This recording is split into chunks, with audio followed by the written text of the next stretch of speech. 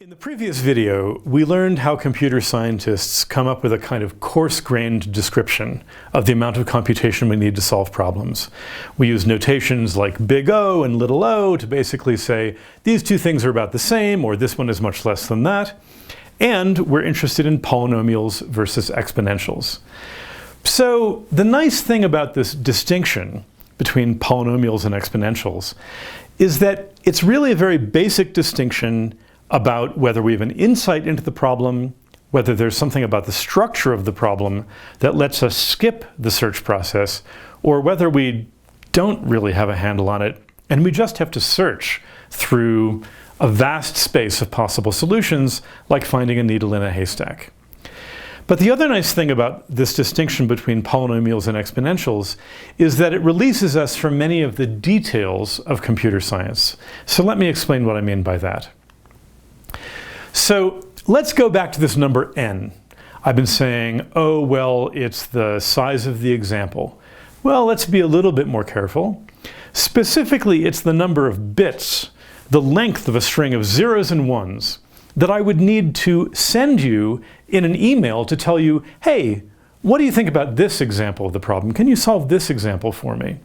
So it's literally the length of the description. Now, of course, there are many ways to describe things. So suppose you're working on a problem in network theory. And so you have a network or a graph, a set of nodes with a set of edges or links in between them. Well, there are several popular formats in which to tell your friends about networks.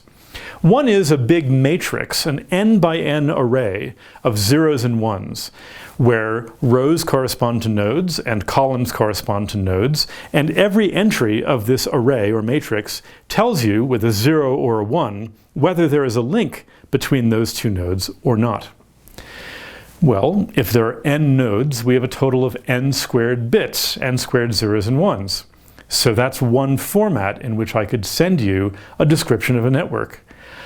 On the other hand, a lot of networks are very sparse.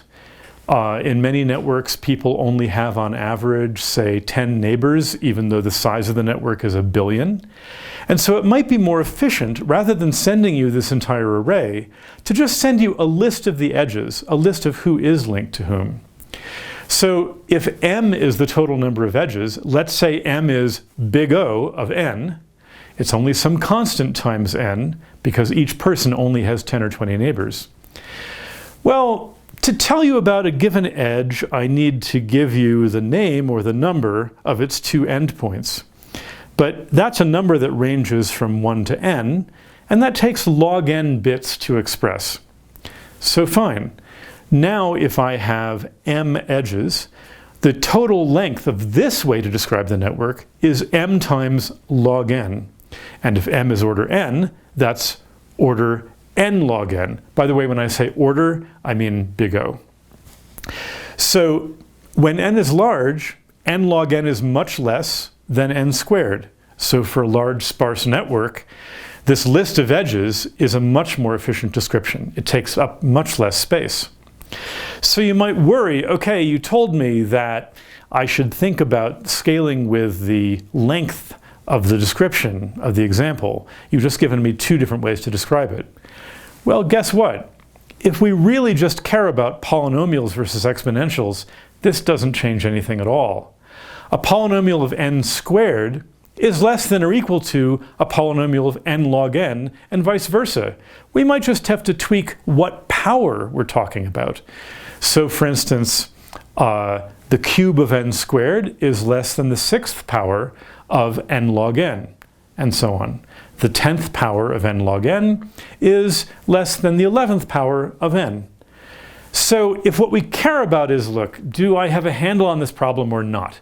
Do I need to do an exponential amount of work, or can I quickly cut through that?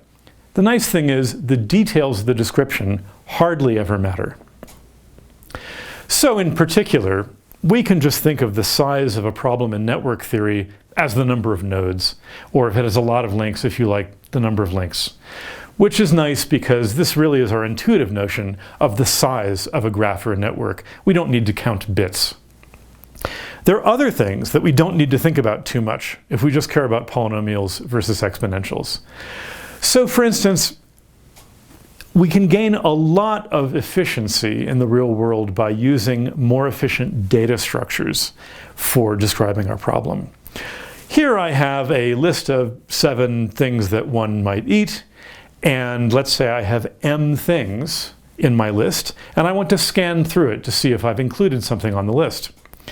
Well, if I store it in a simple array, or what people call a linked list, then to scan through m items, it's going to take me about m time, because I literally have to go through all of them one by one. But of course, there are cleverer things we can do. We can arrange it more like a binary tree, just as when you look things up in a dictionary, if you still ever find yourself using dictionaries made of paper, well, you might start somewhere in the middle of the dictionary to see if the word you're looking for comes before that or after that. If before, you would cut it into the first quarter and the second quarter, and so on. You would divide by 2 at each step. And with this kind of data structure, which is called a binary tree, we can store m items in a way that lets us look things up in only log m steps, because the depth of the tree is only the log base 2 of the number of leaves of the tree. So this is a huge improvement in the real world. On the other hand, suppose that you're running an algorithm which takes a total of t steps, and it has to, a total of t times, maybe add or remove or look things up in these data structures. Well, in t steps, the largest number of things we're going to try to store in these data structures is t. So m is at most t. So that means that even with the primitive data structure, the long list, it's going to take at most t times m, or t squared. Whereas in this more fancy, clever binary tree data structure, it would be t times log m, or t log t. T log t is much less than t squared if t is 1,000,000. This is a huge improvement. And yet, it's not going to make the difference between a polynomial and an exponential. One more kind of thing that we don't need to worry about is the details of our hardware. So here, for instance, is a good old-fashioned computer from the mid-20th century. Its memory is a magnetic tape. And if you want to look something up on this magnetic tape, you have to roll the tape an amount of time proportional to the location of the memory you're trying to look it up. You have to go there. Now, modern computers don't have this kind of memory. They have a random access memory, in which in a single step of the computation built right into the chip is the ability to go instantly look up the contents of any location of memory. We don't have to roll our piece of tape over there. Again, that's much more efficient, but we have a similar situation to our data structures. In t steps, we only have time to use about big O of t places in memory anyway, so even on the primitive magnetic tape, it's going to take us about t squared time to go and look all of them up. And on a RAM, it would be, say, t, if each one of these lookups happens in a single step. Again, a huge improvement in the real world, but it doesn't change a polynomial to an exponential. So why are we talking in such a coarse-grained way? Well, of course we want to make our algorithms as efficient as we can. T squared is much better than t cubed. T log t is much better than t squared. These things really matter. If you're studying a network with 1,000,000 nodes, well, 1,000,000 squared is 1,000,000,000,000. So if you can do it in n steps, or n log n, instead of n squared, that's really, really important. For many real-world applications, especially where big data is concerned, we really want algorithms that run in essentially linear time, or even sublinear time. They're algorithms that don't even look at the entire data set. They just pick and choose and look at particular parts of it. So in that case, the running time can be even less than n. On the other hand, if we're wearing our theory hats and just trying to draw a basic distinction between problems that require a lot of search and problems that don't, then this coarse-grained picture of polynomials and exponentials is a very clean way to do that. Now, there's an important caveat here.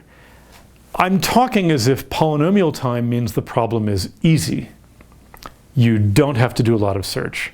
Well, n to the 100th is a polynomial. It's a terrible polynomial.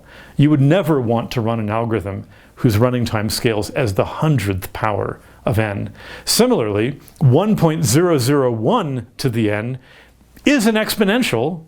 It does grow exponentially when n is large enough, but it's smaller than n to the 100, that polynomial, whenever n is less than 1,000,000.